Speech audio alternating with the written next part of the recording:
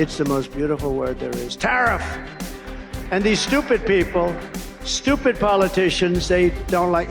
Look, they're either dumb or they're corrupt. For President-elect Trump, tariffs have been one of the most powerful tools to enforce U.S. national interests. During the 2024 presidential campaign, he proposed a universal tariff, signaling his intent to actively use tariff policies as an economic, political, and diplomatic leverage.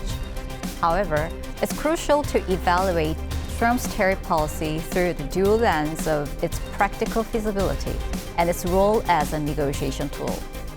During his previous term, he often used tariff as a bargaining tool, imposing them momentarily and later withdrawing them.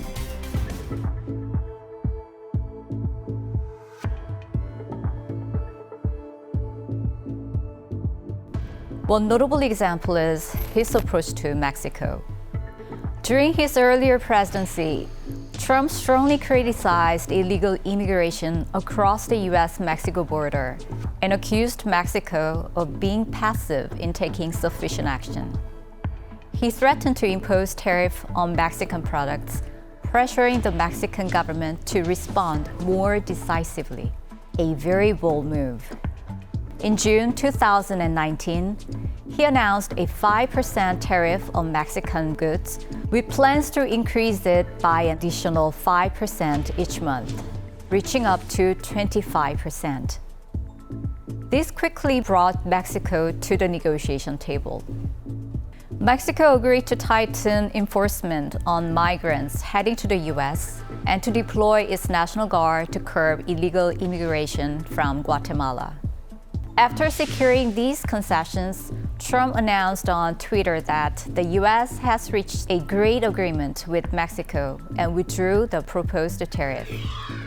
This incident exemplified how Trump's tariff policy served as a tool for political and diplomatic leverage.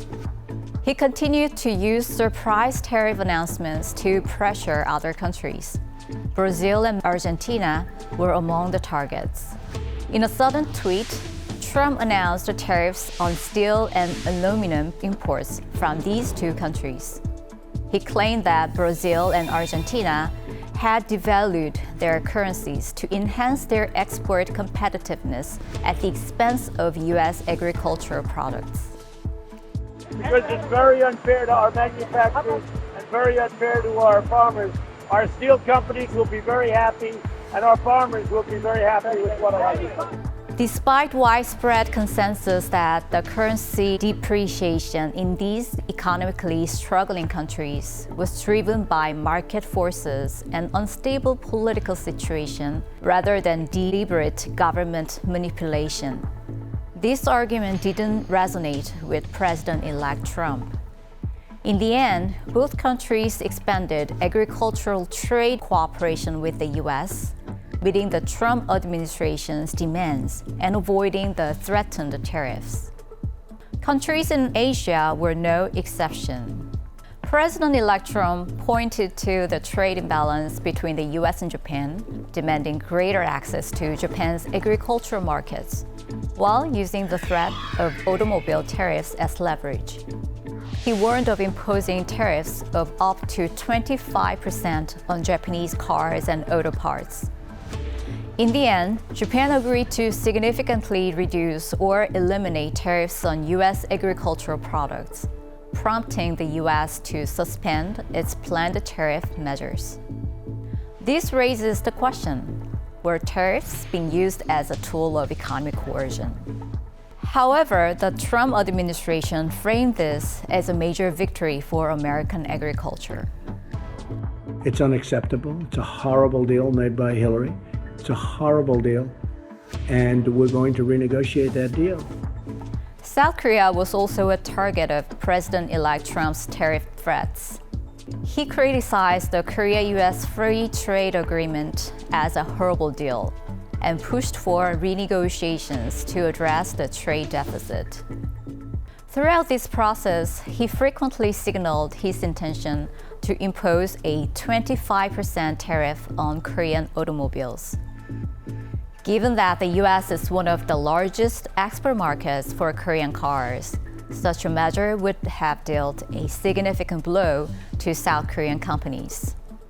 Ultimately, in 2018, the Trump administration leveraged the 25% tariff threat to renegotiate the Korea-US FTA under more favorable terms.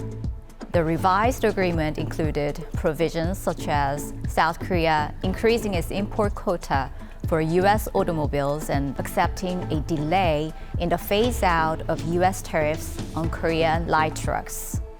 While South Korea faced certain tariff adjustments, it managed to avoid the imposition of broad tariffs. Much better deal with South Korea. We had a horrible, horrible deal, and we just signed that.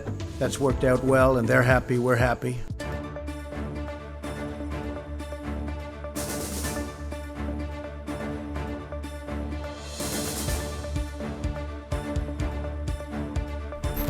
A tariff policy often involves withdrawing tariffs once the other party changes its behavior. This approach leads many view his proposed universal tariff as a strategic negotiation tool rather than full implementation. In line with this perspective, Trump's Treasury Secretary nominee, Scott Bessent, and Commerce Secretary nominee, Howard Lutnick, both said tariffs should be used as a bargaining chip.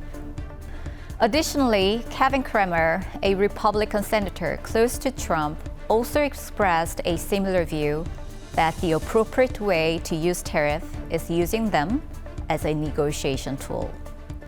However, the full implementation of the universal tariff policy cannot be entirely ruled out.